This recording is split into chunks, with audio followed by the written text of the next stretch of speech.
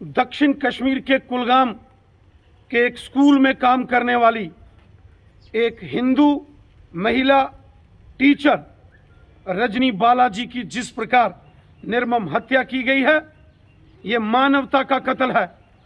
पिछले दिनों कश्मीरी पंडित राहुल भट्ट साहब हों या टीवी कलाकार अमरीन भट्ट हो या रियाज अहमद ठोकर साहब हों या वहां के अंदर काम करने वाले पुलिस के जवान कादरी साहब, कायर दरिंदे आतंकवादियों ने उनको भी निशाना बनाया और आज फिर से एक कायराना हरकत की है।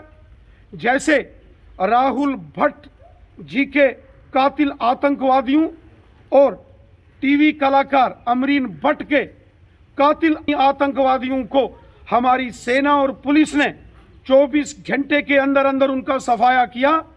श्रीमती रजनी देवी जी के इन कातिलों को भी जमीन के पाताल से निकाल कर मौत के घाट उतारेंगे।